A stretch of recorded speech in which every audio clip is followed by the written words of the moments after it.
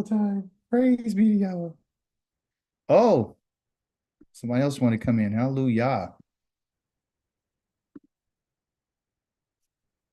We got people from all over the world, you guys, on right now. Praise be to Yahweh.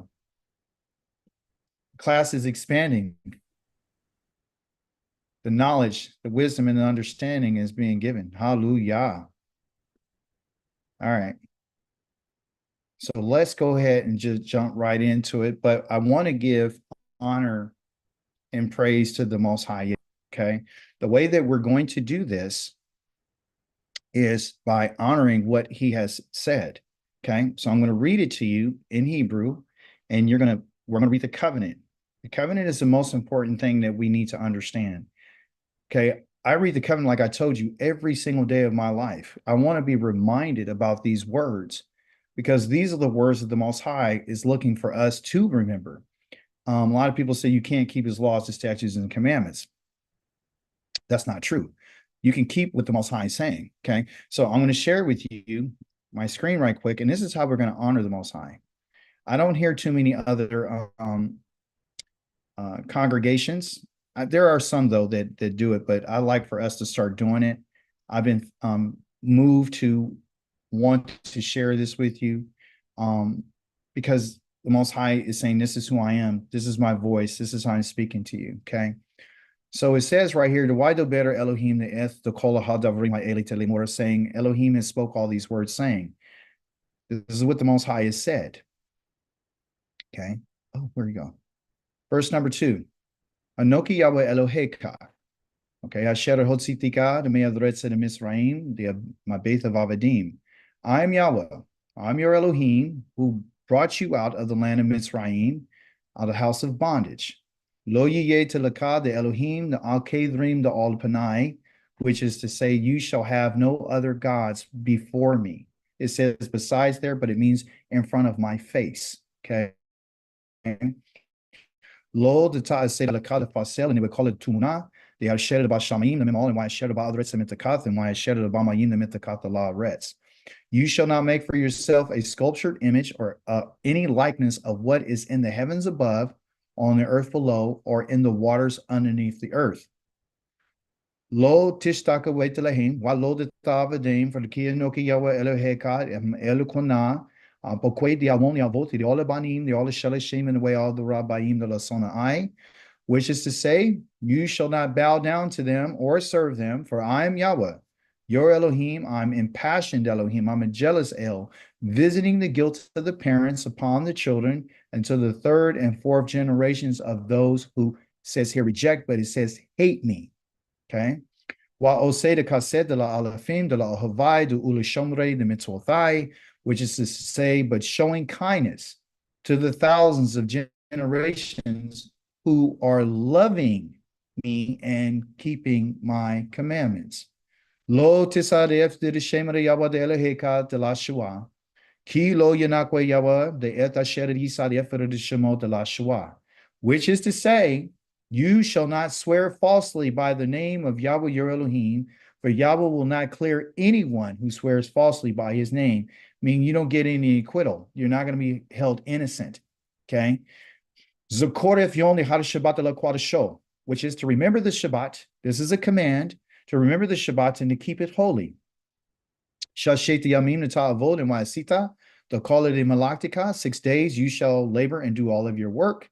And on wayom lechad shaviv the Shabbat la Yahweh Eleheka, lo deta'aseh the call it malaka, the ata, the evinka, the eviteka, the abdika, the amatika, the wehemaka, the wegedraka, the arshedet of Ishareka, which is to say, but on the 7th day is the Shabbat to Yahweh your Eleheka. You shall not do any work, you, your son, or your daughter, or your male or female slave, or your cattle, or the stranger who is within your settlements, which in Hebrew means your gates. Okay. Ki shashet yamim, the asada Yahweh, the ef tehara shamayim, and wet the hadretz, and wet the hayam, and wet the kol sherbam, and wayanakar hadashavi, the all the cane of Avrekar Yahweh, the et the hadashavi, the wakwadashahu. And so 6 days Yahweh made the heavens and the earth and the sea and all that is in them. And then he rested on the 7th day. Therefore, Yahweh has blessed the 7th day or the Shabbat, and has hallowed it, and has set it apart to be holy. Kabe de Avika, and Wayeti Imika, the Lama an, the Yari Kuna Yameka, the Olaha Arama, the Adasheta de Yawa, the Eloheka, the Notain Lak, meaning honor your father and your mother, that your days may be long upon the land which Yahweh your Elohim is assigning or giving to you. Lo tirtzak, okay, meaning no murder. Lo tinaf, no adultery. Lo tignov, no stealing. Lo ta'aned of avreaka de echaquer, neither shall you bear false witness against your neighbor. Meaning, don't you ever speak a lie to your neighbor. Okay.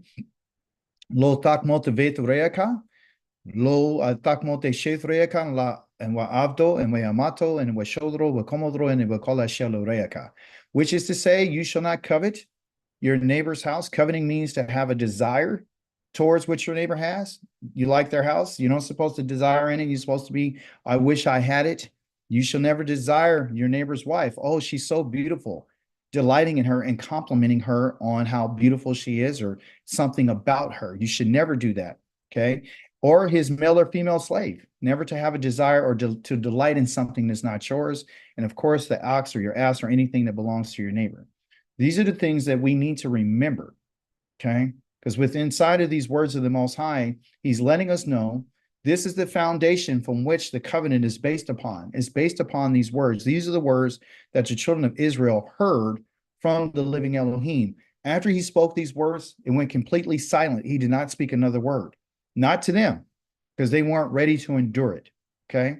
So these are the words that you and I are going to be judged upon, whether or not you and I had listened to these words, because he tells us all through the Torah that I'm going to hold you responsible. And we see that in our Torah portion this week. We see that the Most High is holding us responsible for the things that we say and the things that we do. Hallelujah. Praise be to the mighty Yahweh. Okay. So let's go ahead and get started in our Torah portion this week, which is called Noach. Okay. Let me expand right here. I'm going to be moving a little bit quicker today, a little bit more fast, because we have a lot of information to cover. All right, your Torah portion this week was called Noah. Okay, Noach. Some people say Noah, but his real name is Noach. Noach. Okay, and Noach has several different meanings. We're going to cover that today. I do want you to know that it's said that Noah had found grace in the sight of Yahweh. Okay. This word that we have here, grace, is literally an abstract term that's written in English that really doesn't tell you what Noah actually found. Okay. Noah found something because he was seeking someone. Okay. And we're going to cover that. So this word, put your device on mute for me. Thank you. The word grace here is the opposite of Noach's name. Okay. Noach's name is in Hebrew, it's an N, and it is a O here, and then here is a Ket. Okay. That's how you say Noach in Hebrew. Okay. This word right here, grace, is the opposite. All you got to do is reverse the letters, and it would be, and I'm writing in this direction, which is right to left. It would be a ket and a noon. Okay. And we pronounce that. Sometimes you hear someone call it Cain. Okay. And that is what they're using for this word grace. Okay. So what is this Cain? Well, if you understand the Hebrew language, and you would understand not just the letters, but what they mean. Okay, so this first letter right here is a wall. Okay, the next letter that we have is an N in Hebrew, okay, called a noon, which represents a seed. Okay, and what a seed represents is something that's going to continue. So basically, what we're talking about is a continuing wall. Okay, agriculturally, what this was talking about is having a lines of tents all over the place where they would make a wall. There would be tent by tent by tent. So you and I are all going out, we're all hanging out, we're all camping together. Everyone here is online right now. And what we would do is we would set up our tents where we'll create a wall. The wall keeps people from coming inside of our camp. Okay. And that's to protect, right? So here, when the Most High is talking about he found grace, what he's saying is the Most High said, I'm going to allow you to continue your wall. I'm going to allow you to continue your tent. Your tent is your family. I'm going to allow you to continue. Out of all the families on the earth, you're going to be the one who's going to continue. You're the only family that I'm going to allow to make and put up their tents. Okay. So we had several tents in our Torah portion this week. Okay. Right. So overall, it said Noach found. Okay. He found this idea of continuance, not anyone else. Okay. There was something about him that made him different than everyone else. Within his family, how many sons did he have?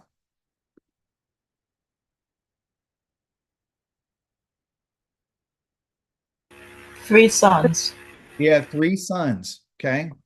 So within his house, within his tent, within his family, he had three sons. Okay. And we're going to talk about those sons, right? So we got his first son is Shem. Next one is called Ham or Ham. And then we have Japheth. Okay. These are the sons, and each one of them, their names mean something. These are the guys, and they have wives. Okay. And they had Noach, their father. This is what you would call the foundation of civilization for the world that we live in today. Okay. So he found something. Yah says that he found the ability to be able to continue. And I want to explain to you what that literally means to you today. This is not a story just about the past. It's actually a story about the future. Because in Hebrew, your past is your future. Okay. Sorry, we lost that for a second. Bring it back up. Okay, come on. Gotta move this thing around right quick. My apologies. I moved that. I broke the flow. All right. All right. So I'm going to begin to tell you about the history of Noach and his generation. It says Noach was a righteous and wholehearted. Okay. He was a man who was righteous and he was wholehearted. Noach walked with Elohim. All right. You and I have discussed in the past what it means to be wholehearted.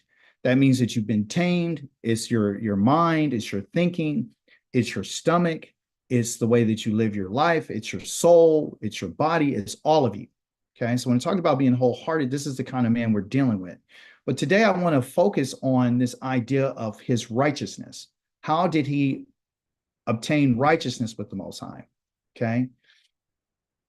In Hebrew, I'm not going to read all this. I'm just going to point out to you what the word for righteous means, or what does it look like.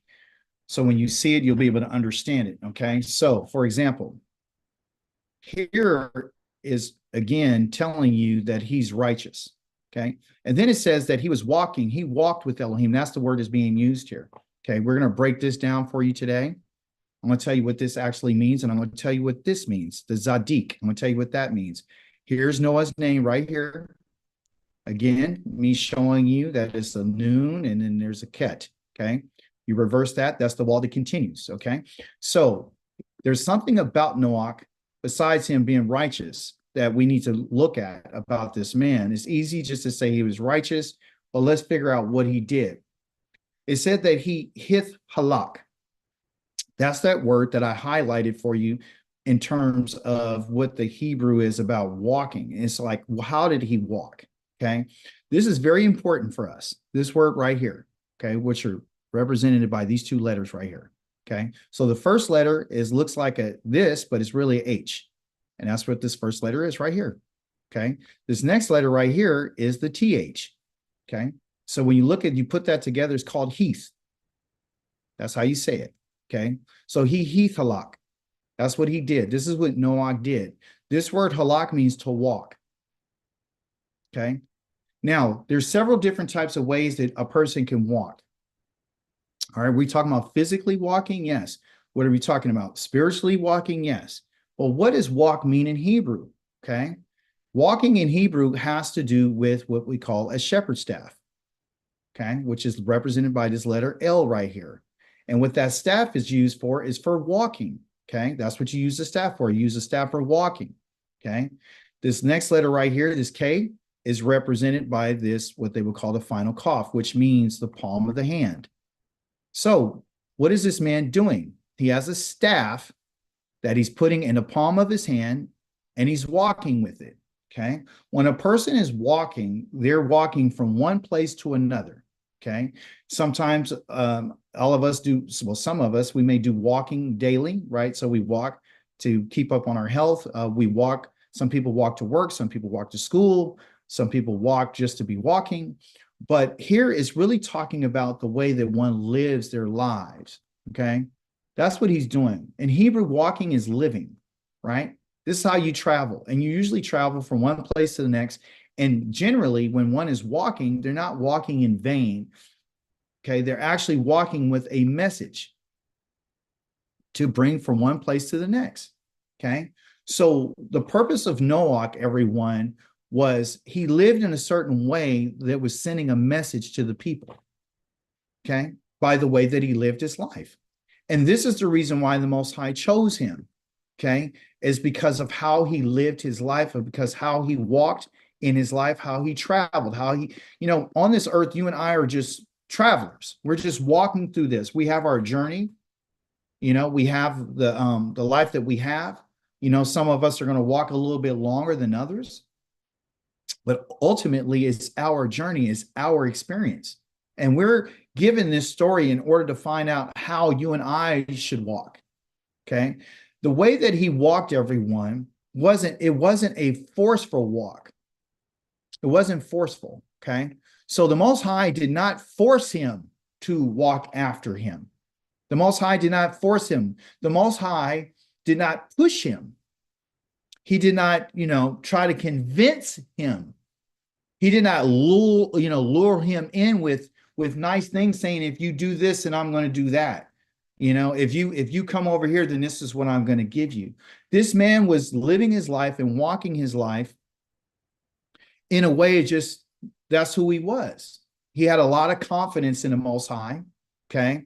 And of course, we're going to get a little bit into his name, but I want you to understand something.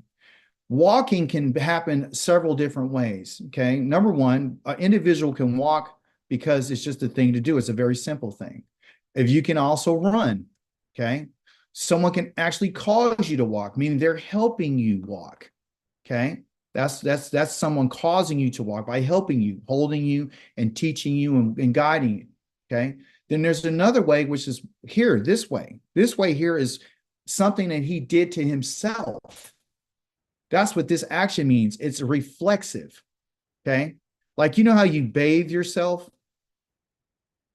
No one does that for you. You do that. You know how you feed yourself? And you do these things because you have the ability to do it and because you want to do it. Because if you don't do it, then you're not going to be clean. Or if you don't feed yourself, you're not going to eat. Right? So this man made a decision that no one was doing this for him. This is a whole different way of living. Okay. This is not being coerced into doing it and being tricked and given little things to dangle in front of you like eternal life and so forth and so on. He had to do this on himself. And that's the point. Okay. The reason why he did this on himself is because the reason why he did this was because he was born to do it. Listen what I'm about to tell you. Noah's name, Noach, actually means to comfort. That's what his name means. Okay. Comfort. In Hebrew, your name is your character. That's what with your breath of you and what you're going to be doing, how you're going to live your life. In the text, it tells us that Lamech lived 182 years old. This is his father. And he fathered a son whom he called Noach, which means restful.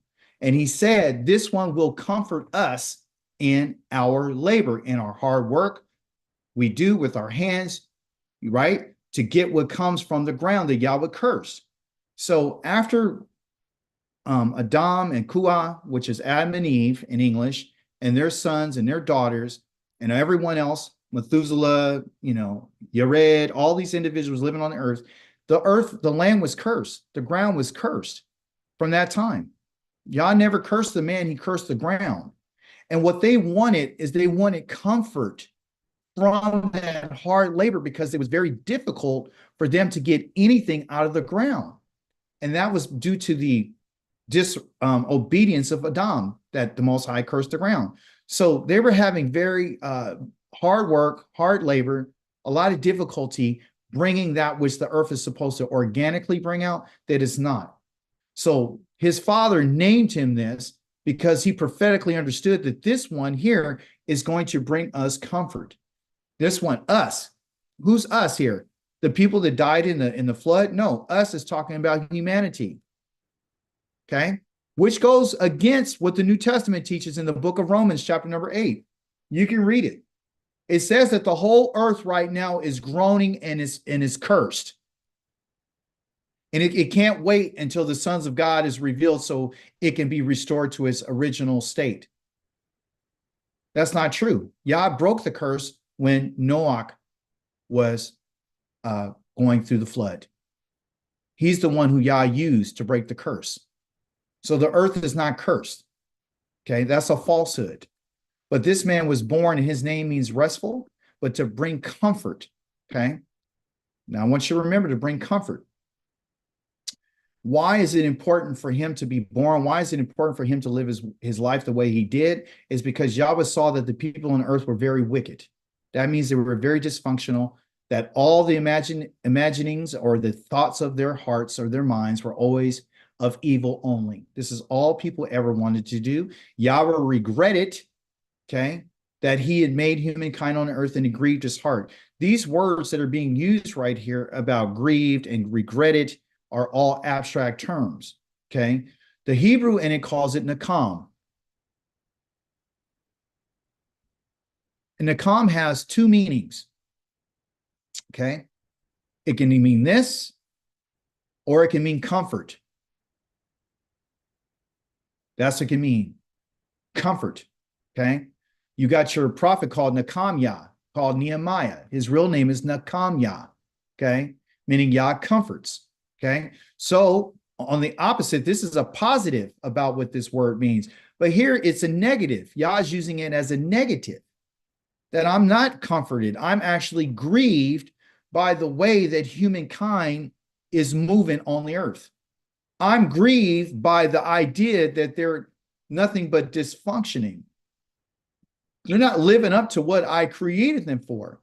Which tells us that you and I can either choose to be negative or we can choose to be positive. Either we can grieve the Most High or you and I can be a comfort to him.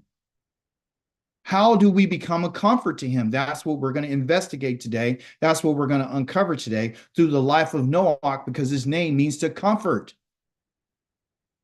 Because Yah's grieved by what these human beings are doing. And out of everyone, out of all humankind, Noach found compassion. He found what they call grace. He found the idea of him being able to continue. So we can learn that if we want to continue, then you and I cannot be the individuals that are wicked. There's only two types of people in this world. There's the wicked and there's the righteous. That's only two. There's no difference. There's no one else. There's no middle ground between the two. I want to show that today. We can't have our foot on one side and have it on another. I told all of us that I wasn't going to scream at you. I'm not screaming. I'm passionate about what I'm talking about. Okay? So these individuals were grieving the Most High, giving us insight into who he is. The emotions that you and I have about being grieved, we're grieved because we're disappointed in someone or something, because we're looking for a certain outcome and it didn't happen. Noach was a man of pursuit. This is the type of person he was. He was a pursuer of what? He was a pursuer of righteousness. That's what he was after. That's what he was chasing. And again, he wasn't forced to pursue this. He had made up his mind that this is the way that I'm going to walk. This is the way that I'm going to live my life. This is what I'm going to chase. That's what it means to pursue, to chase something. Yahweh said to Noah, come into the ark. Come into the ark. You and all your household. I have seen that you alone in this generation are righteous before me. He didn't say you, your sons' wives, no one. He just said him. You alone. That is in the singular, people. Him alone. Out of all the population on the whole entire planet, there was only one man that decided to chase after Elohim. And Yah was taking notice of this. Yah writes down, he watches us, he documents what's going on. There's memorials that are set in place for people who decide to be righteous. He didn't do this because he's interested in getting eternal life. He wasn't walking because Yah promised him eternal life in an incorruptible body. He didn't do this for the wealth of the world. He didn't do this for silver and gold. He didn't do this to become a king. He didn't do this for any other reason because he just wanted to do it. Yah was watching him and said, you're a pursuer of that which is right. Which reminds us of how Yah is.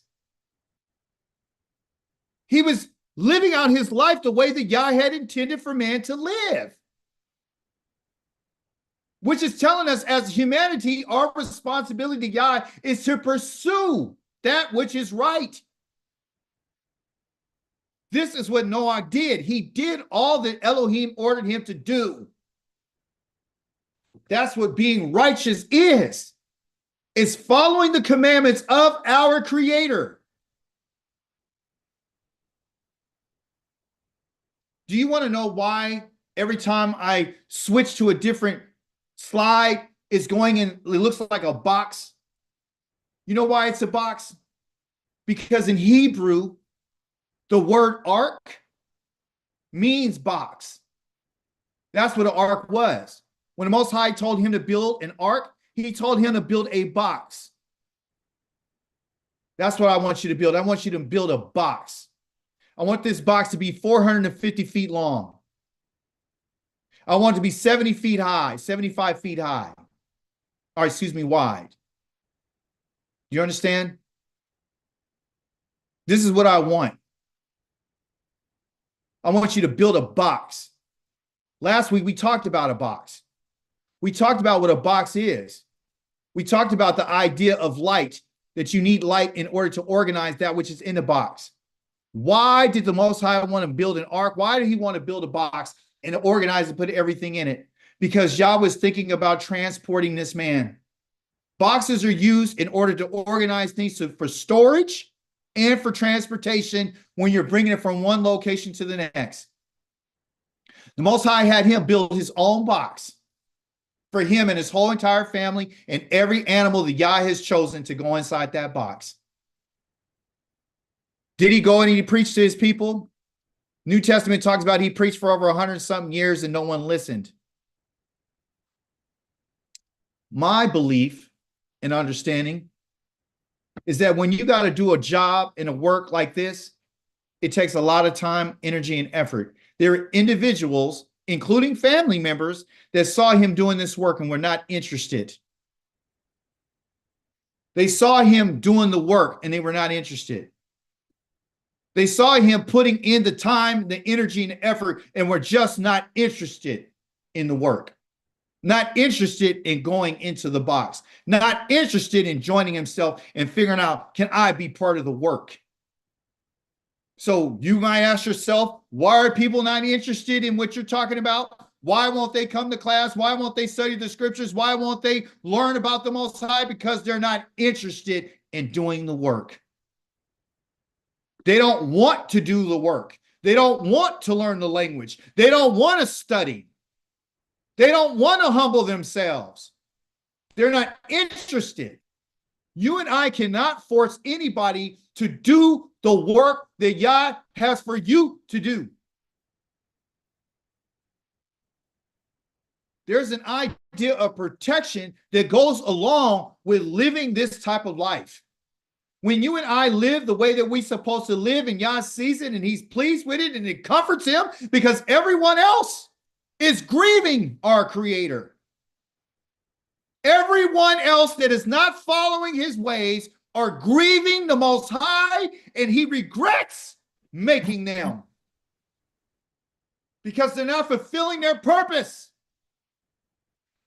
How would you like to have made or created something for your use and for your purpose, and it doesn't work the way that you want it to work out, and you know that you put in the time, the effort, you know that you gave it everything it needed, and still it won't do what it's supposed to do?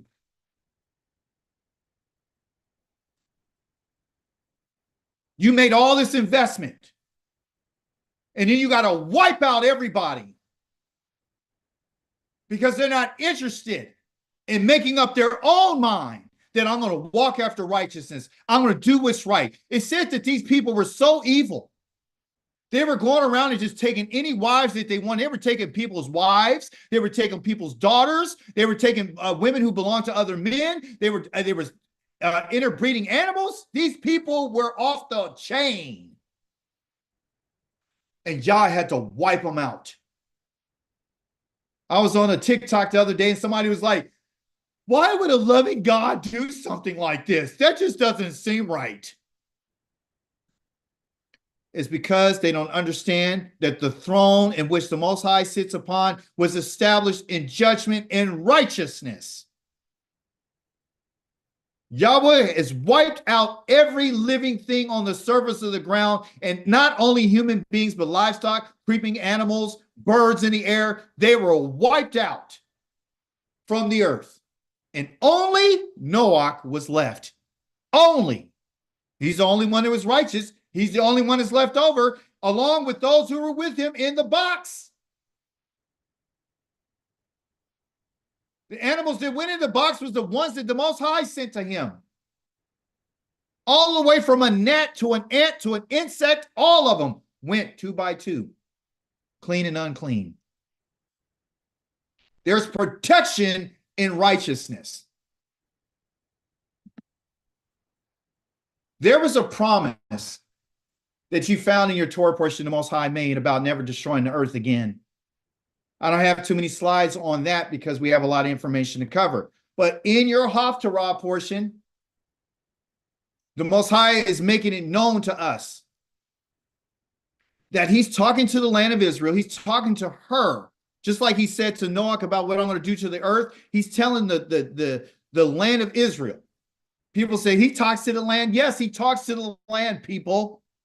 He told it to grow the things out of it. Let the trees come out of you. Let the herbs come out of you. Let the insects and the beasts come out of you. He can talk to whoever he wants to talk to. In righteousness, you will be established just like the throne of Yah. Far from oppression, with nothing to fear, far from ruin, for it will not come near you. Just like I said, well, what's the connection between the Haftarah and what you're talking about, Yah? Well, number one, I've established a covenant with Noah that I will never destroy the earth again. I'm establishing with the land of Israel, the land of Canaan that I chose, that I'm going to do something for you that you can't do for yourself. I'm going to give you this righteousness. I'm going to establish this in you. I'm going to remove oppression, fear, and ruin, just like I ruined the earth. And I used the earth to choke out all the inhabitants, right? Because they were not living in righteousness. I'm going to remove this from you so you don't have to experience it. There will no longer be nothing to fear. Like when the ark closed up, fear hit those people. When before the ark was even built, people were oppressing each other. The world was bringing itself to ruin because we don't understand our connection with the earth. Yah says, I'm going to use the earth to destroy the people of the earth. He didn't say, I'm just going to destroy them with a flood. He said, I'm going to use the earth. I'm going to use her to destroy them because they're destroying her. So I'm going to use her to destroy them. when it talked about those people gasping, listen, when he drowned them, everyone, I said, yeah, why would you drown all of them? Was there any other way to do it? He could have plagued them. I want to wipe them out. He drowned them. He allowed them to gasp with their last of the breath that he gave them. I'm going to let them drown because I want to hear that last gasp. I want to take that away from you because I gave it to you. When I give you the breath of life, I give it so you could live a life that's pleasing to me and not to grieve me. What can we learn from this? The very breath that you and I are breathing right now, God gave it to us so we can live the life that we're supposed to. We can live in righteousness. We can walk in a manner that pleases him, and we're no longer being a grief to him and being grievous to him. He tells this land, no weapon will prevail against you. We heard this in our churches when we were Christians. No weapon formed against you should ever prosper. He's not talking to you. He's talking to the land. He's telling her nothing's going to ever prevail against you. Like the waters prevailed against the earth through Noah's time, nothing's going to prevail against you. Nothing's going to be mightier and have power over you. In court, you refute every accusation. The servants of Yahweh will inherit all this. The reward for their righteousness is from me, says Yahweh. What are you talking about, Akika? I'm telling you that when you and I do what Yah says, when you and I pursue the Most High, Yah has a reward for you. Just like he gave Noah. I'm going to reward you when you walk in righteousness. This is a reward for their righteousness. This is because they made up their own minds, and I didn't have to force them. They're living like Noah. Tells the land, all your people will be Zadakim. Well, what does Zadakim means? Righteous, all of them. So you ask yourself the question right now with the so-called land of Israel, are all those people over there Zadakim? No. They will inherit the land forever, and they will be the branch I planted, my handiwork, in which I take pride. Just like when Noah came out of the flood, and he came out, the first thing he did was planted at what? A vineyard. Yah is pointing us and letting us know, I'm going to plant my people. I'm going to plant the Zadakim. I'm going to plant the righteous ones, because that is your reward, people. You're going to be rewarded for your righteousness. Noah was rewarded for his righteousness. You're going to be rewarded for your righteousness. You're going to inherit the land forever because you're Zadakim. You and I need to provide evidence. You have to prove that you're righteous. That can either be through videotape. That can either be through vocal voice recordings. That can either do through books, photos, just like you went to court. You got to provide evidence. You have to show Yah something, just like Noah did. He showed him by the way he lived his life. You and I got to show Yah that we have evidence. Today, what are you doing? I'm keeping the Shabbat. I've kept it. I'm honoring it. I'm not doing the things I usually do. I'm not treating it like it's every other day. I'm doing what you said. Yah says, that's evidence. Yahweh, I don't eat these foods that you told me not to eat. That's evidence. Everyone else is celebrating Easter, Christmas, and Thanksgiving. I don't. That's evidence. I kept the Moedim. I kept Yom Kippur. That's evidence. I didn't steal from my neighbor. I didn't answer anybody with any lies. That's evidence. That is your testimony. That's what evidence is. Evidence testifies in court that what you said is true.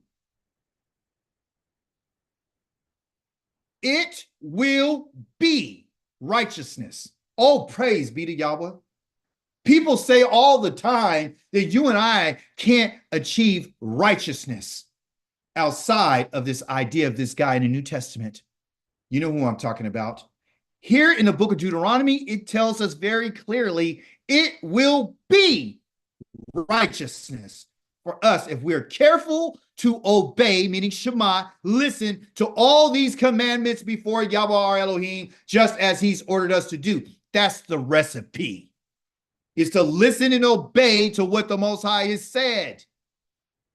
You can have righteousness. You can choose righteousness. The Most High tells us in the book of Ezekiel, okay, chapter number 18 for your records. In short, if he lives, if he walks, if she lives, if she walks according to my laws and observes my judgments, which is my rulings, so as to act faithfully, such a person is righteous. You're righteous when you observe Yah's rulings. You're righteous when you act faithfully to what Yah has said. He will certainly live, says the Supreme Master Yod-Heh-Wah-Heh. You have a choice to make.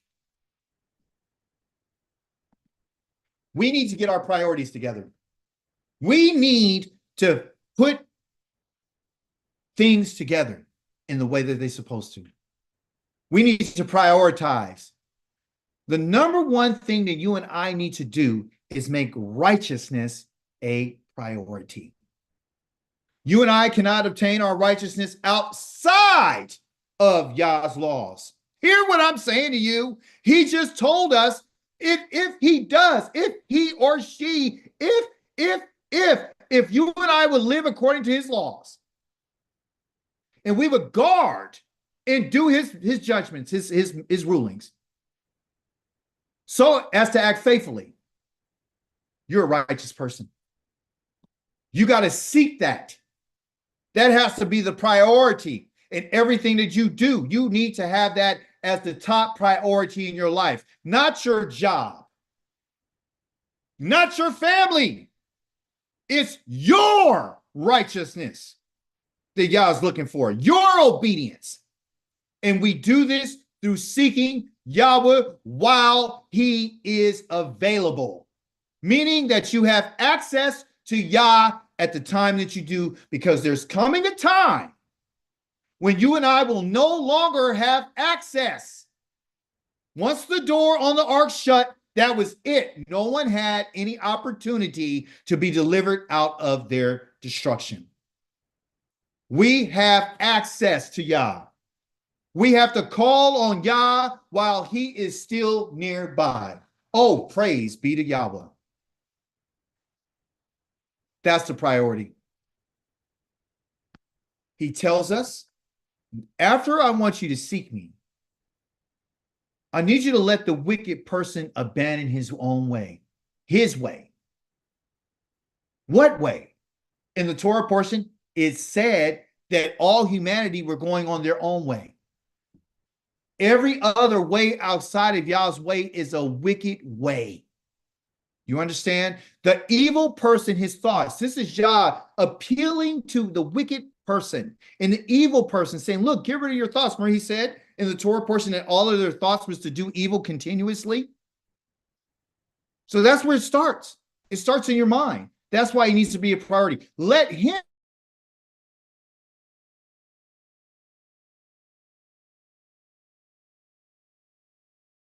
turn to Yahweh Elohim, for he will freely forgive.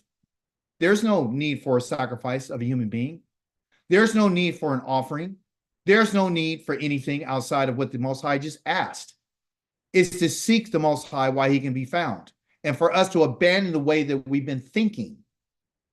I like what the sister said earlier, that there's a whole bunch of rubbish that we need to get rid of, okay? In your Torah portion, the Most High had revealed to us something about Shem, okay? His real pronunciation of his name is called shame, but it's not the shame that you and I understand in English. Shame, it has to do with one's character. This is what he's interested in. That is the name of Noah's first son, talking about character. we find out what type of character the Most High is looking for out of his people. Okay, so in your Torah portion, Noah has said this about Yahweh concerning Shem. Then he said, "Blessed be Yahweh, the Elohim of Shem. Canaan will be their servant." Canaan is Cam's third son, I believe. Okay, so this happened after Cam has saw the nakedness of his father. When his father got drunk and was naked, he probably was in some type of position where he was exposed, and his son has saw it and he didn't cover it up. He actually went back and told his brothers about it and was joking about it, and he dishonored his father by doing so. His father woke up from his wine and realized what his son had done to him, and he turned around and he blessed Yahweh. He didn't bless Shem, he blessed Yahweh, which he then makes Yahweh the Elohim of Shem. See, he blessed Yahweh and made him the Elohim of Shem. That means that the Elohim of Shem is Yahweh. That's who he blessed. He didn't bless Shem. He blessed Yahweh because of what Shem had done. What Shem had done in his characters, he exemplified and he demonstrated a high level of dignity. Okay. This dignity was found in the idea of what he did, him and his brother. He said, Shem and Japheth took a cloak and put it over both their shoulders, and walking backward went in and covered their naked father. Their faces were turned away, so they did not see their father laying there shamefully exposed, which in the Hebrew it says not only were their father, but their father's nakedness, which means that his wife was there with him. They were both drinking and they were involved sexually with one another. Okay, so Shem is the oldest. He's the one who took the initial move to say, let's cover our father, let's protect his dignity. What I found from this was this idea of this covering and revealing.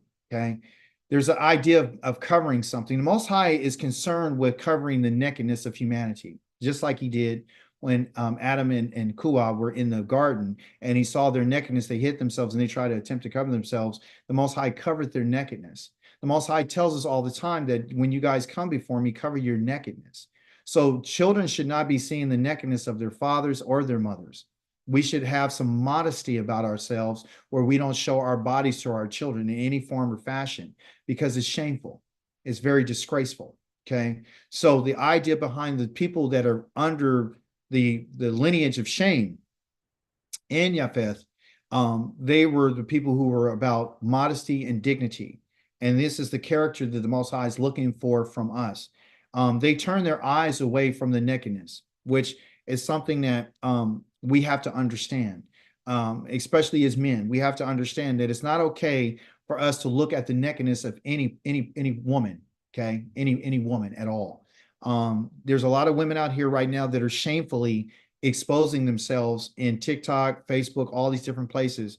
And Yah is really moving us to understand that in order for us to have dignity, we have to have the dignity of this man called Shem in order for Yah to be our Elohim. He's concerned with us protecting the modesty of the fathers and the husbands and the daughters and the sons. Okay. So also to this idea is that the Most High is the one who's interested in covering the shamefulness of humanity, right? So we pick that up too here, is that, there's more than just shamefulness or from exposure of the human body. It's also the shameful deeds that an individual does that is very shameful, that has to be carefully covered, right? Not to do like Calm did right here, which is making fun of something, right? And so what was his father's nakedness? Well, Noach was drunk and he got beside himself and he did something, and which is not, it's okay to get drunk and enjoy yourself, but he took it all the way there. Okay. He went really there, and that's not okay. Right. He should have had reserved some type of, I would say, discretion, but he didn't. But even in his mistake, and that's what I'm picking up from this, even within his mistake, it wasn't something that should have been celebrated like Ham did versus what Shem and Japheth did, which is we have to protect the modesty. We have to protect the dignity and the honor of individuals, not only when they shamefully expose themselves sexually, but also too when they do this by their behaviors and their conduct. Okay, that's something we want to be able to pick up and understand. Now, dealing with this idea of the memorial. Righteousness can be a memorial for us. Okay, we found in our Torah portion where the Most High remembers Noach. Also, too, a memorial could be something like a statue or something like that. But the idea behind it is to have something established that would always be there for us to look at. So the idea of a memorial in righteousness was found in your Torah portion. It said Elohim remembered Noach, right? So when he's remembering Noach, he's remembering his righteousness. He's remembering his deeds. He's remembering everything that he has done, his life and how he lived his life. He's from the time that he was born until the time when he went into that ark, all that was inclusive. And Noach never changed. He never went and veered from one direction to the next. He was always consistent, and his righteousness was sustainable, and it didn't just come and then go. It was constant. So Yahweh remembered Noach, every living creature, every living thing and livestock with him in the ark, which was in that box. And so Elohim caused the wind to pass over the earth, and the water began to go down. The idea to be remembered by Yah is significant. It means that the Most High had taken notice of Noach. And once we start showing Yah that we love him, he will take notice for us, okay? Your Haftarah, it says, for me, this is like Noach's flood. This was in Isaiah chapter number 54. And I said, yeah, why you say it's Noah's flood? Why is it his flood? Why isn't it your flood? Why do you call it Noah's flood? Well, because it has to do with the covenant that he made with Noah. He said, just as I swore that no flood like Noah's would ever again cover the earth, so now I swear that never again I will be angry with you or rebuke you. He's talking to the land in your Torah portion. I mean, your Haftarah. He's not talking to Israel. He's talking to the land. He's saying to the land, look, I'll never again do to you what I did to the earth. Just like I made a covenant with Noach and that I would never do this again. I'm telling you that, for the mountains may leave and the hills may be removed. But my grace, meaning again, that Noach found grace with the Most High. He's telling the land that you're going to find grace with me.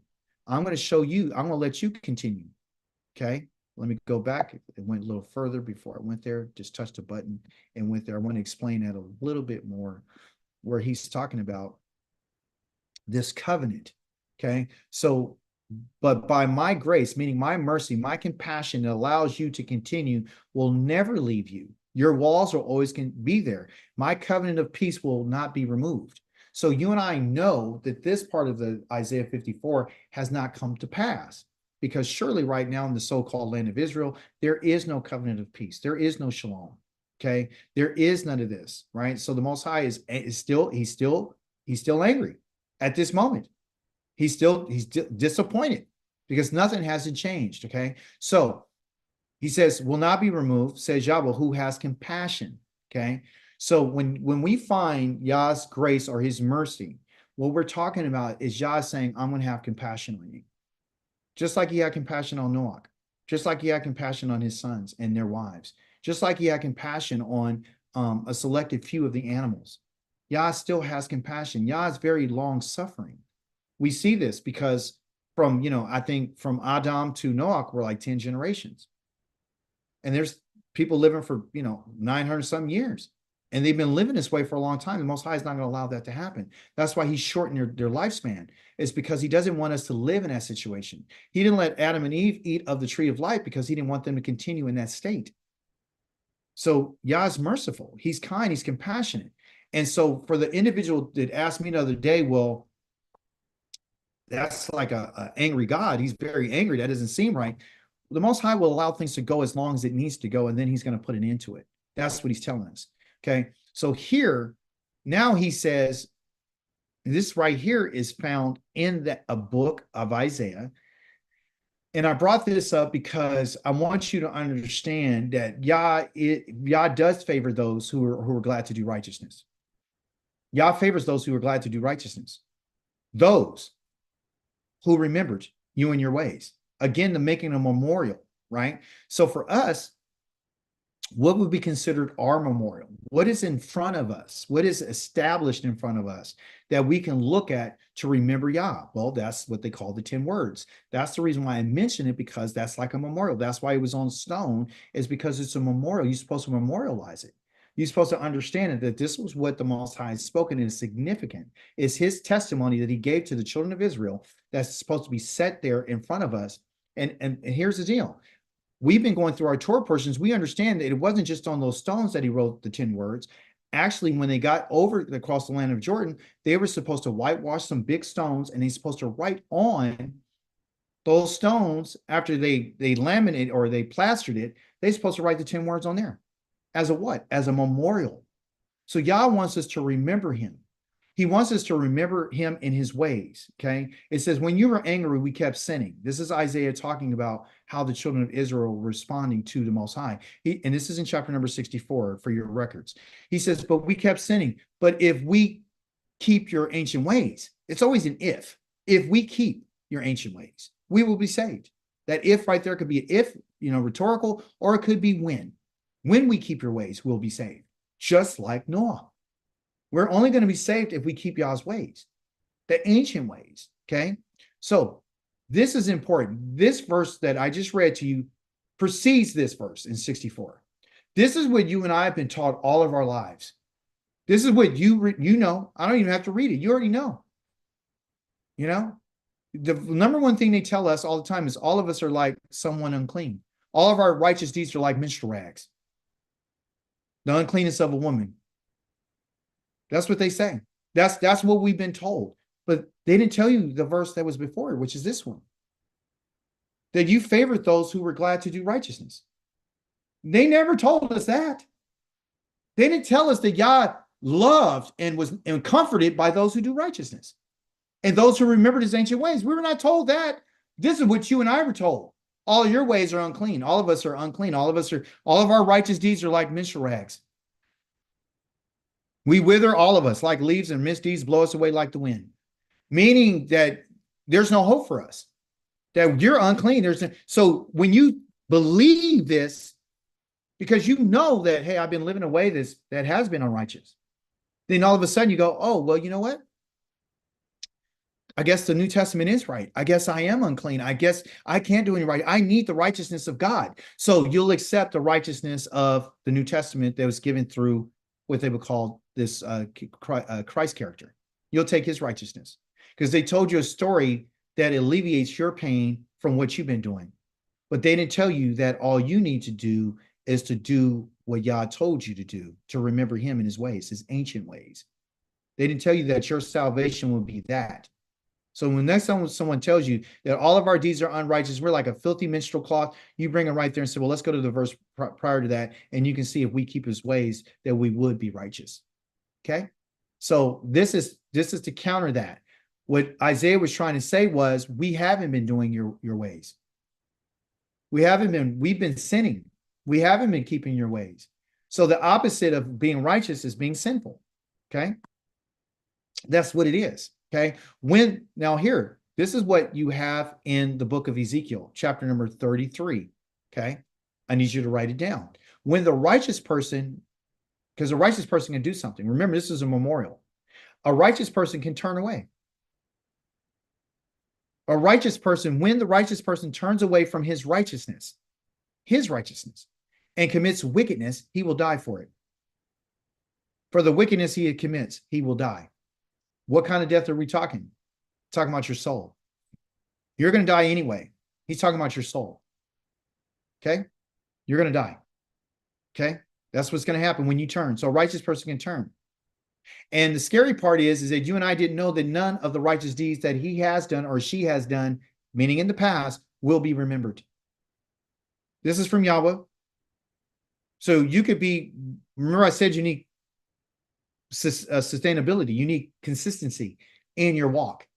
If your walk is inconsistent, then you're gone. That's what the Most High is telling us, that none of the righteous deeds that he has done will be remembered. Remember, this is about a memorial. This is about Yah remembering. The only reason Yah remembered Noah is because his righteous deeds were consistent. Okay. And he lived his life in a way that was sustainable. He had a righteousness that continued. It wasn't just on and off. So if you do anything and you think, well, I've been righteous, I've been following the Torah, and all of a sudden you decide to start committing crimes, Yah says none of everything that you've done up to this point will be remembered. For the trespasses and sins he has committed, he will die. Talking about your soul. Next, you human being, that's Adam. So we can be very clear. Say to your people, the righteousness of the righteous person will not save him. Okay, we'll explain more, comma, once he starts committing crimes. That's when your righteousness won't save you. Once you start committing crimes, and likewise, the wickedness of the wicked person will not cause him to fall once he turns from his wickedness. No, the righteous person cannot live by virtue of his what? Former righteousness once he starts sinning. So once you start on the path with Yah, you don't have the liberty or the latitude to do what you want to do. Back and forth. There is no back and forth with Yah. Ask a Christian, ask an Hebristian, what happens when you sin? And the first thing he says, well, he forgives me by the grace, and I have the righteousness of Christ. I have nothing to worry about. The Most High didn't say that. The Most High said that the righteousness of the righteous person will not save him once he starts committing crimes and sinning. So what happens is they were deceived to believe that they can go back and forth with the Most High. Now, just imagine if Noach had lived that type of way. Would he have been in the ark? No. This is what God is trying to tell us. You're not going in the box. Once you go into the box, you're going to stay in the box. The moment you want to leave the box, you're not coming back in. It's not an open door policy where you can keep going back and forth. Okay. Like in a marriage relationship, is it okay for a man to, or a woman, either or, to commit adultery? And then once I commit adultery on you, I'm going to come back to you and we're going to have a real sustainable relationship. No, there's no back and forth. Okay. There's no back and forth. Once you're in, you're in. Once you're out, you're out. That's how it works. You can't keep vacillating. Okay. So if after I tell, Most High speaking, the righteous person that he will surely live, I've already told the righteous person he'll live, and he begins trusting in his own former righteousness, saying, I got all this righteousness that I've done at this time banked up, and starts committing crimes, then none of his former righteous actions will be remembered. You're done. There's no memorial for you. On the contrary, he will die for his evil deeds that he has committed. And he's not talking physical death. He's talking about your soul is going to be destroyed. Okay? I'm going to wipe you out. Okay? So the individuals that he wiped out in the flood, did he write them down in the book of remembrance? You can answer that question without even coming off of mute. You would know that they're not written down. They're washed away. They're done. So Yah doesn't have a problem wiping out a whole entire population of humanity and leaving just a few people. This should trouble you. This actually should cause some type of, move. It should actually cause you to move a certain way, or start thinking a certain way. Okay. There was an idea of elevation that was found in a Torah portion. I didn't see it at first because I was reading a story and I was like, the ark ascended, it elevated. Okay. So this elevation idea, righteousness can elevate you. Here it is. The water overpowered the earth mightily, and all the high mountains under the entire sky were covered, and the water covered the mountains by more than 22.5 feet. The highest mountain was covered. So what happened? The box was raised up far above the earth, even above all the mountains, 22.5 feet. Okay. The individuals that got raised up was a man in there who was righteous. Righteousness elevates you. And in order to be raised up, in order to be lifted up higher than that which is upon the earth, when you're in the right standing with the Most High, he will elevate you in a time of despair and tragedy and catastrophe. Here's the other idea of the elevation that you found in your Haftarah. The Most High says, for my thoughts are not your thoughts, and my ways are not your ways. They're not my ways, says Yahweh. As high as the sky is above the earth are my ways higher than your ways, and my thoughts than your thoughts. The connection, I raised Noah above the highest of mountains, right? And I'm telling you, he got raised that way because he was a pursuer of that which is right. Just like if you want to be in that protection and you want to be elevated, you're going to have to start thinking like I think. You're going to have to start adopting my ways in order for you to be alive, to stay alive. Okay. Just as the rain and snow fall from the sky and do not return there, but they water the earth, causing it to bud and produce, giving seed to the sower and bread to the eater, so is my word that goes out from my mouth. It will not return to me unfulfilled, but it would accomplish what I intend and cause to succeed what I sent it to do. The idea is, what is Yah's intention? That's the question that we can pull from this. He's already told us that, hey, look, when I speak to you, if I say something, it's going to happen. Okay. I send it to whatever it's going to do, it's going to accomplish what I send it to do. Which for you and I, this is good news, because we should know by Yah speaking to us, there's something that's going to happen. You and I are absorbing Yah's words through listening to the Torah, listening to the prophets, listening to what he said, listening to the Torah portion, the life of Noah, listening to the character of Shem. It has a purpose. Yah says it's going to be fulfilled. It's never going to return unfulfilled. So when he told Noach what he told him, it was fulfilled. I'm going to do this. Okay. It's going to succeed. So the idea behind Yah's word is a matter of our acceptance. You have to accept what he's saying in order for it to succeed in your life. If he tells us that I'm not going to accept anything outside of the righteousness, and if you got to be consistent, and if you move away from it, then you're going to die, you and I have to accept that. We have to accept what it is, because it's going to happen no matter what. It's going to do what it's supposed to do. Okay. The nations themselves, they could be righteous. They can. People might have a problem about what I'm going to tell you, but the nations themselves can attain a righteousness. Their righteousness is not the righteousness of the children of Israel, but they do have a righteousness. How do you know this, Akika? Because the Most High says that Noach was righteous. And he has sons. He had 3 sons. They're the nations. What you find in chapter number 10, it's a catalog of all the nations. Okay. I'm about to get into some really heavy stuff right now, and I want you to pay careful attention to it. Okay. Here it is, the genealogical table of the descendants of Noah. You can find this in chapter number 10 of the book of Genesis. So here on this chart, you see Shem, Ham, and Japheth going from right to left. Again, his name is not Ham, his name is Kam, meaning to be hot, but we'll get into that later. Shem means character or the name, and Kam is heat or hot. And then Japheth means to be, to expand or to be simple. Okay. So everybody's name means something. Right-hand side, you can see clearly that Shem had several sons. He had going from left to right, because they wrote it from left to right. You have Elam, Ashur, Arphaxad, Lud, and Aram. They don't give any children for Lud. I don't know, if that happens. You have Aram, Ishul, Gether, and Mash. We see under our Parksad, we have Selah and Aver. Aver is really what they would call Hebrew. That's where the word Hebrew comes from, Ever. And Ever had 2 sons, Peleg and Joktan. And Peleg had Reu and Serug and Terah and Avram. That's who Abraham comes through that line. And then on the other side, you have all these other names of these other sons. Okay, so you can see they had a lot of sons. Under Kam's family, you have Cush, Mizraim, which is Egypt, and Canaan, and you have Phut. Phut right there is before Canaan. Canaan is Ham's son. He's his 4th son, okay, his youngest son. And then he says that under him is Sidon, Keth, what they call the Jebusite, Amor. I'm trying to speak in English, Hebrew. The Girgashi, the Kiwi, the Arkite, the Sinite, the Arvadi, the Tamarite, and the Hamathite. All those in particular ones are coming through Canaan. Okay, so those are what you would call your African families from them. And then Cush is your Ethiopians from Nimrod.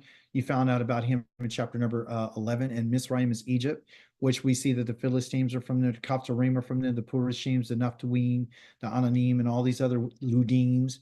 Okay, so we have all these individuals, all these. So these are the nations of the people. And then on the last part, we have the Japheth, we have Gomer. And you see, Gomer had a son called Ashkenaz, that's where you get your Jewish community from today.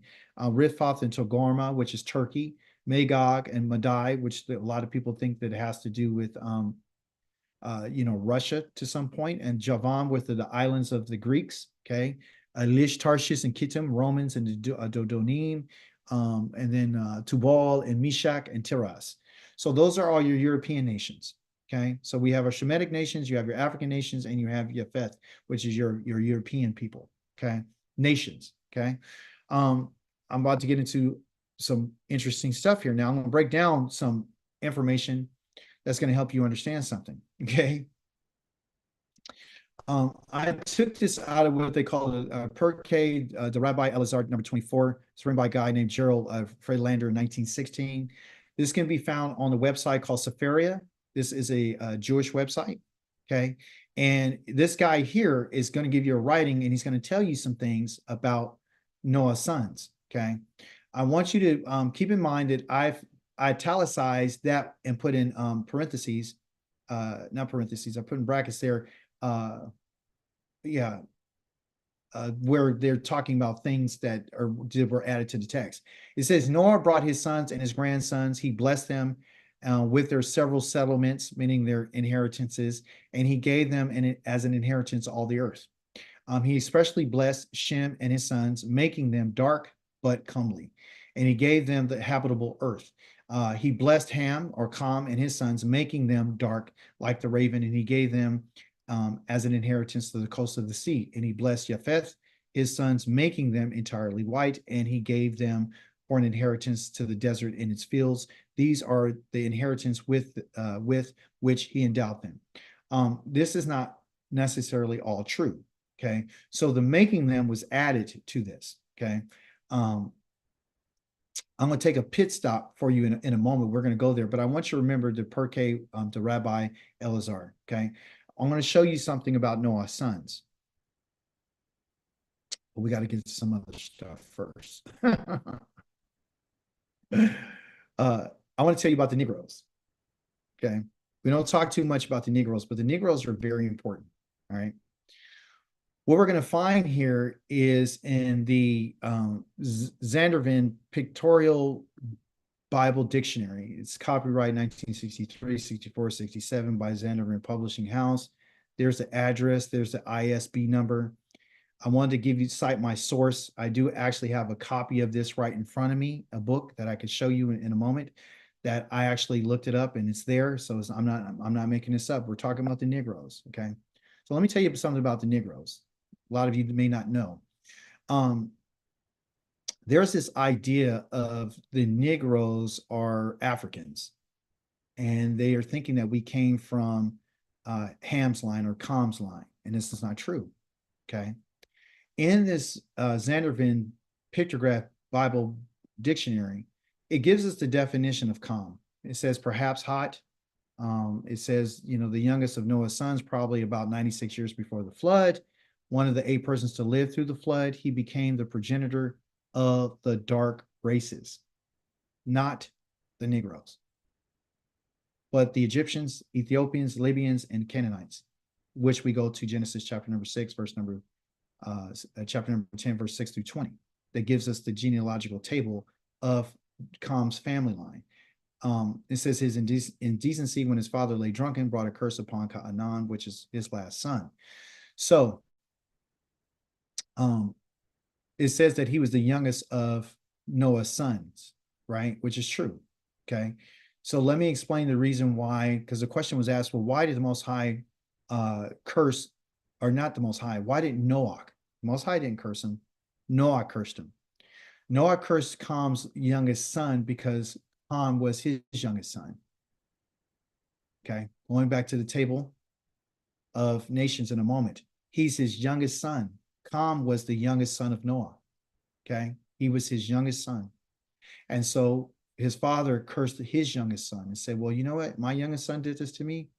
Curse is going to be your youngest son. So it's measure for measure. Okay. The point that I'm trying to bring out to you is that the Negroes are not part of the Egyptian family. They're not part of the Ethiopians. We're not part of the Libyans, and we're not part of the Canaanites.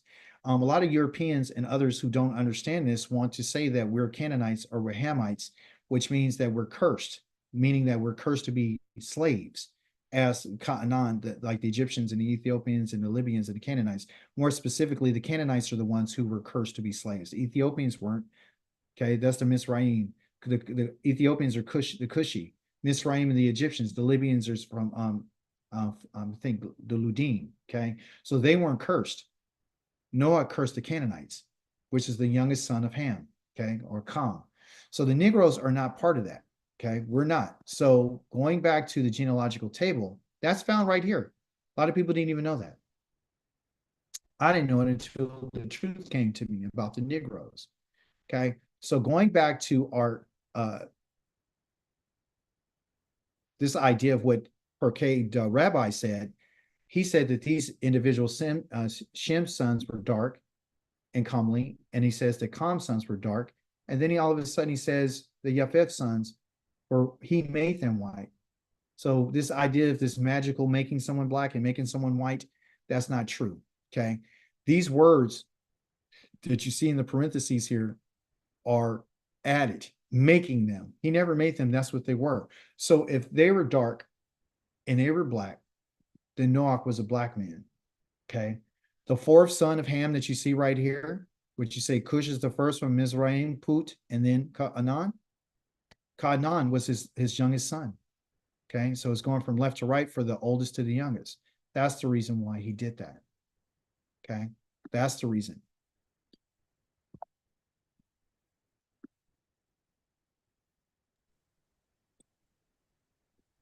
Let me see. Remember, we're still in the box. Go ahead and put your device on mute. Thank you.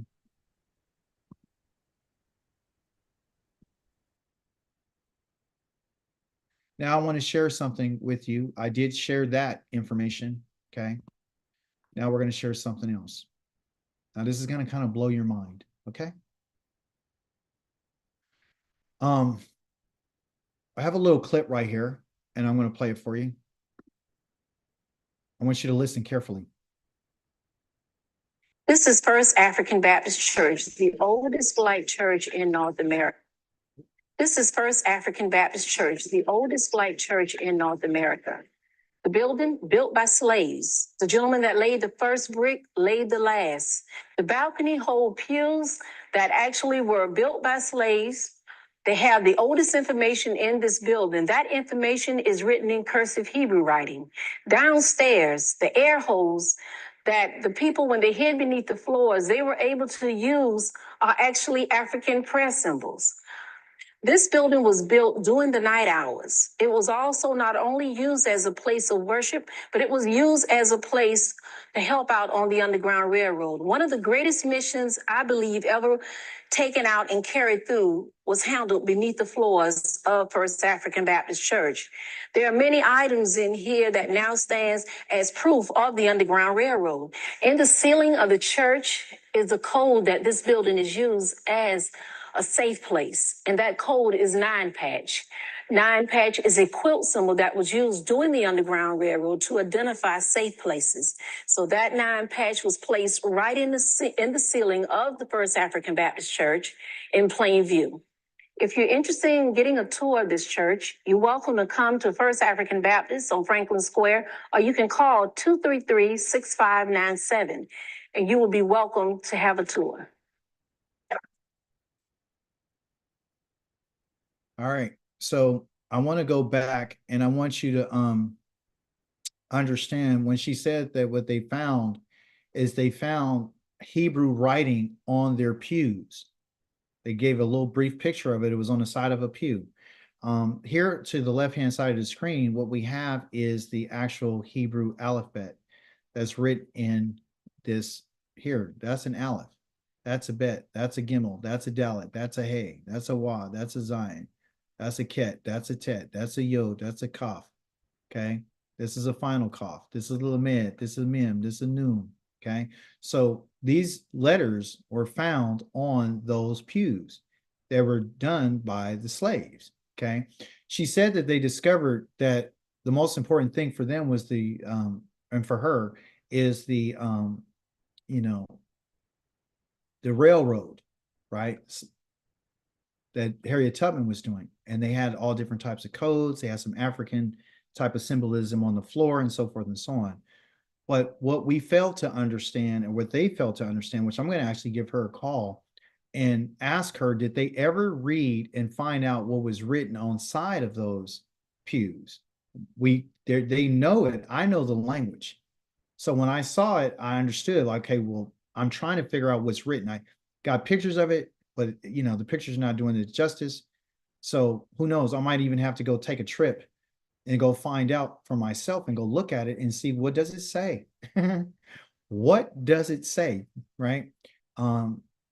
And so, there's all other type of evidences about who we are as a people. So this is very strong evidence. Like, a lot of people say, well, how do you know that you guys are the children of Israel? Well, there's all kind of evidences to that. So we have the Zandervan Picture Dictionary that was back in the 60s. They let that slip.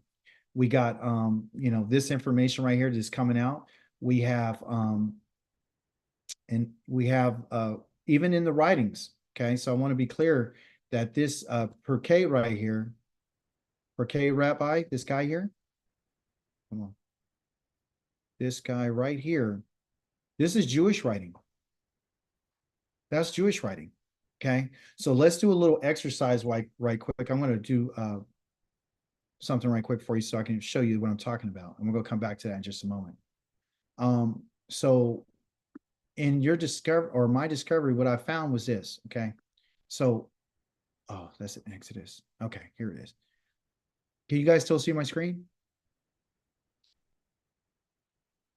Yes? Yes. Yes. All right, Yes. good. So here it is. This is on the Sepharia. So you can see that I'm 100 with you, okay? So the Sepharia, Perkade, to Rabbi, Elazar 24, okay? So when I read this, everyone, now here's the deal. They don't think, this is the crazy part. They don't think that, if you're not a scholar, if you're not somebody who understands the language, then you would pretty much bite what they're saying, right? So look, you can see here, they put it right here again, making them, that's included. So I said, well, if this is true, let me see, because I know how to read Hebrew, right? I was like, let me see if this word making them, that's asa. Let me see asakim. Is that in this word up here? Here's the context of everything that's written in English. This is all right here, okay? And of course it says, Baruch Noach. Noach blessed his sons. That's that one right there, right? And then it's going to go, and he vivarek otham. He blessed them. And let me see what part. Okay, so here, let me get to the part that says, and Baruch Lasham. That right there is Shem. And he blessed Shem, or Shane, and he blessed and his sons right here. Now, I'm going to put these words right here. This word right here. Oh, come on. Don't fail me. This word right here, these two words right here, I'm going to copy it, and I'm going to put it in the Hebrew translator for you so you can see it. It blew me away. Okay. Here's your Hebrew translator. I'm all legit. I'm going to put it right here for you. And I'm going to go ahead and I'm going to, there you go.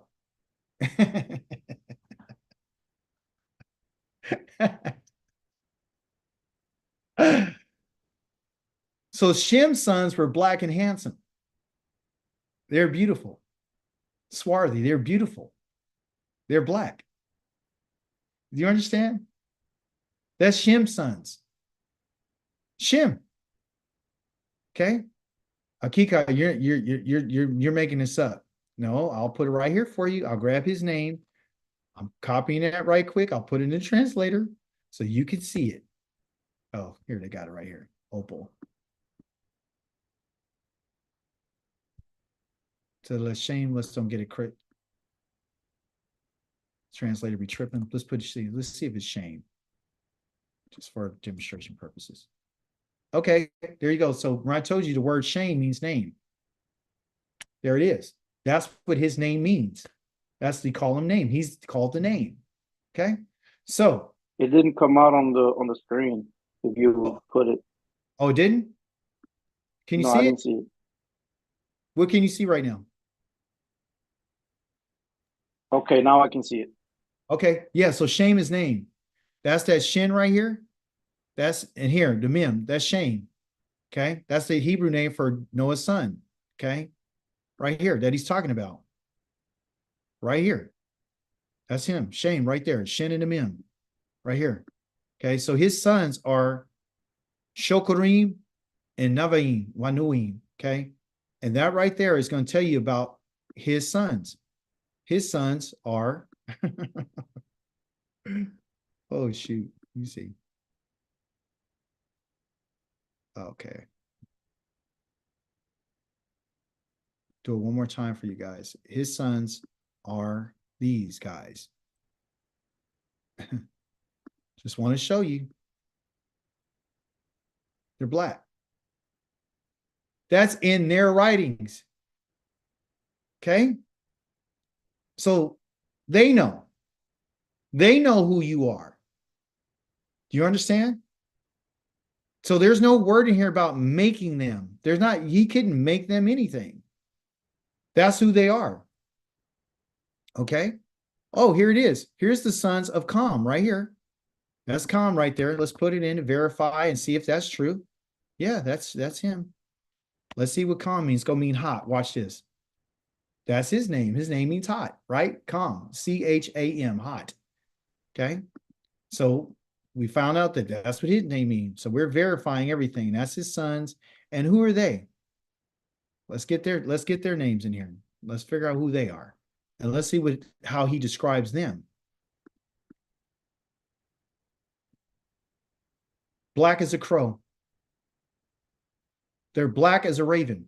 Your Torah portion, what was the first bird that they sent out? What was the first bird that he sent out? Was it a raven?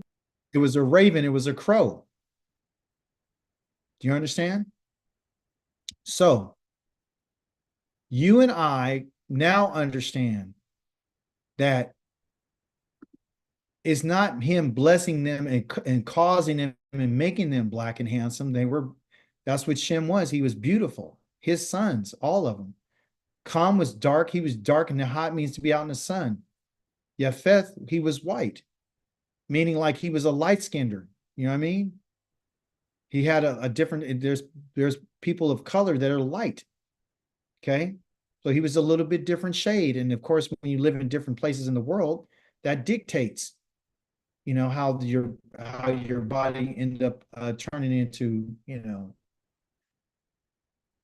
different tones and colors. So that's the Negro. That's evidence. Okay. That's very strong evidence that everyone does know. The only people that don't know is the Negroes. They don't know. They don't know that they're not Egyptians or Ethiopians or Libyans. We're not. We're different. Okay. We're different people. Let me hurry up and close this out. You already got the video on that. You found out that she understood that, guess what? There was ancient Hebrew. Okay. I said that the nations have laws. They identify these laws for the nations called the 7 Noahide laws. Okay. Where did this come from? Well, it's AKA known as the sons of Noah. So the nations are consistent of Shem, Ham, and Japheth, or Kam and Japheth. I've got to keep using the proper names. Okay. So here are the 7 Noahide laws that has to do with the nations in chapter number 10. Okay. These laws here, by the way, are not in any way going against the covenant of the law that the Most High has given to the children of Israel. Okay. So let's break it out. Most High told them that there's only one Elohim. There's a Echad Elohim. There is no one else. So they're under a covenant. The Noach. They're under the Noach covenant. That's the reason why they haven't been wiped off the face of the earth. It's because they're under that covenant. I wanted to show you with water. Okay. Well, after they came out of the ark, he made a covenant with Noach, which is Noach is the progenitor of all the nations. Okay, of civilization as we know it. So they're supposed to understand that there's only one Elohim. They're supposed to understand that there is no unaliving, there's no murder. They're supposed to understand that you shall never curse the Most High, which we have that we read earlier today. That talked about the covenant, how the Most High said you should never lift up my name for Lashawa. I mean, to curse it or use it as emptiness. Okay, they understand that you're supposed to respect animal life and pour out its blood and never to eat its blood. That's what we have in our Torah, in our Torah as well. They understand that you're not supposed to steal. The Most High is consistent. And they also understand that it has to do with sexuality. You're not supposed to uncover anyone's nakedness that don't belong to you. You understand? So the nakedness of a man is only for his wife. And the nakedness of a woman is only for her husband. That's the way it works, folks. Okay. And last but least, establish justice, which is judgment. to make sure that people are doing that which is right. So there is no contradiction between what the Most High is giving the children of Israel and the Noahites, okay, or the nations, okay? So the Most High is going to bring them back to this. So this is what he's holding them responsible for. So when you look at how things are going right now, is there murder? Yes, there is. Is there sexuality that's out of pocket? Yes, there is. Is there justice? No, there's no real true justice. Are people stealing? Yes. So these are the things that Yah looks at and is going to judge the world based upon. Not people say, well, he can't base you upon Israel's law because he gave it to them. What law did he give them? Gave them this one. They can't eat animals' blood. That's what respecting animals' life. They can't. They got to pour it out on the ground. So these rare steaks, they're going to get it. Okay, this is what it is. All right. So that's the Noachic law. Okay, there's a covenant that he made with them. Finally, I want to talk to you about the eternal one. You know him, that Yahweh, you're righteous, Yahweh, and your rulings are upright, meaning your judgments. Most High is righteous. When we pursue righteousness, everyone, and when we're chasing it, you have to chase Yah because he's the one who is righteous. He's the one who's going to help us understand what righteousness is. We're not going about to establish our own righteousness, and this is where the Christians get it wrong. We're going about to establish the righteousness that is found in Yah's rulings. Okay, they're right, they're upright. Yahweh's upright, he's the eternal one. He says, you have commanded your instructions. This is found in the book of Psalms 119, beginning with the letter Resh, or it means Zadi, meaning righteous. You have commanded your instructions in righteousness. Yahweh's instructions, his Torah, his aduth, the 10 words they call the 10 commandments. That's what that word instruction is. That was given to us in righteousness and in great faithfulness, meaning Yah is going to be faithful to that. Like he asked us to be faithful to what he says, he's going to be faithful to the 10 words. That's the reason why I read them at the beginning of our teaching. Your righteousness is eternal righteousness. It's eternal. And your Torah is truth.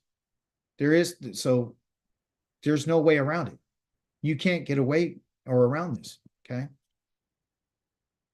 And that's it.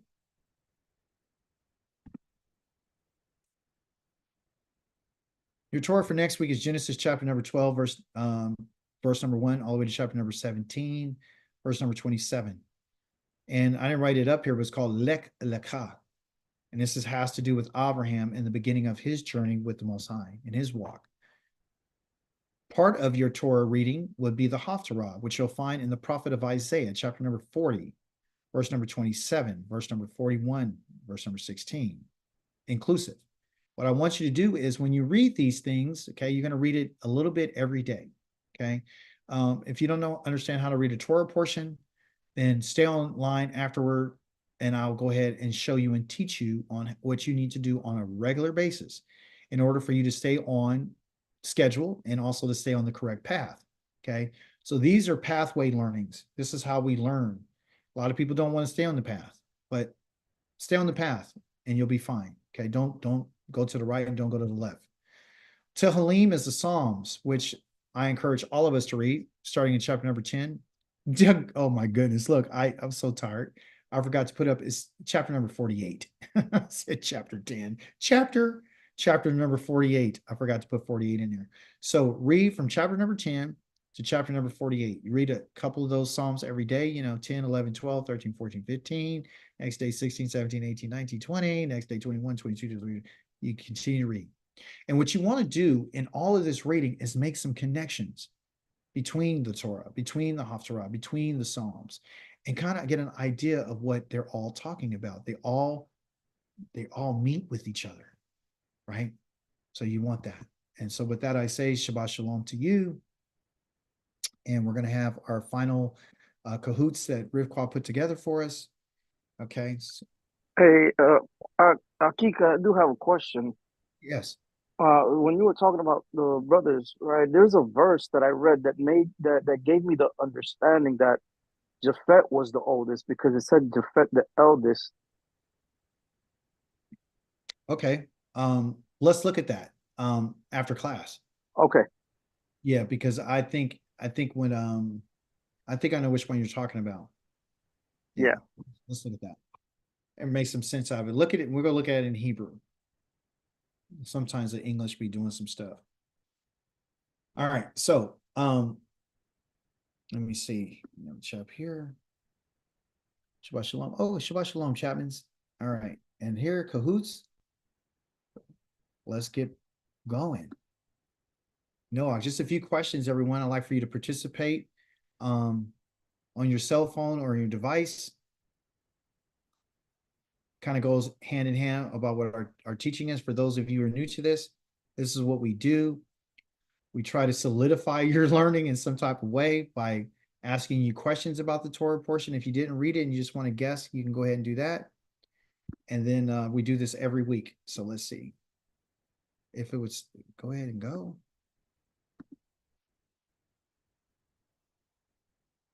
What's going on? Okay.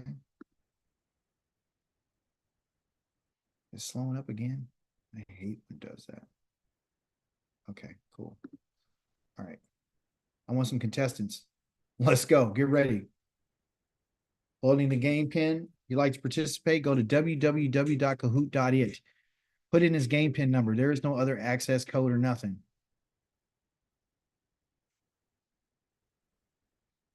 Cannon's in the house.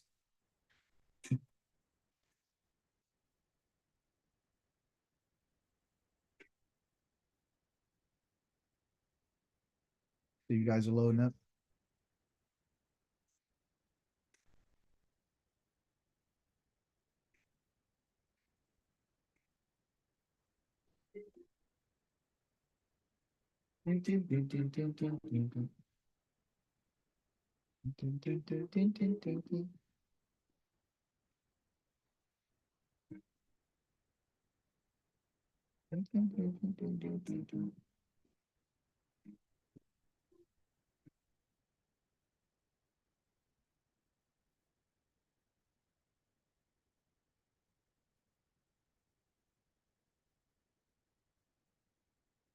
All right.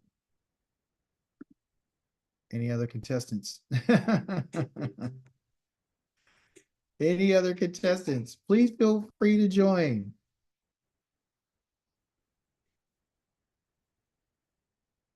All right, we got 4 contestants. We got 5 contestants.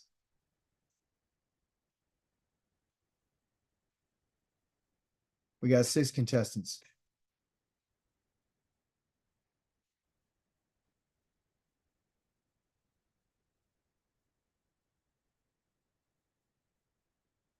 Well, let me get one more contestant. Let me get one more contestant. Anybody else like to come and accept? Anybody else want to come down to the altar? Come down to the altar. You know how they used to do that in church? Come on down. Come make your life right with God. All right. You know what I'm talking about, Claudia. Come on. All right. So we got 6 contestants. Let's go ahead and get started. All right. Come on. This thing, hey, you guys stay right there. Don't move. I'm gonna try to get it's still going. Don't worry about it. I know you can't see it on the screen right quick, but that's okay. What I'm gonna do is I'm going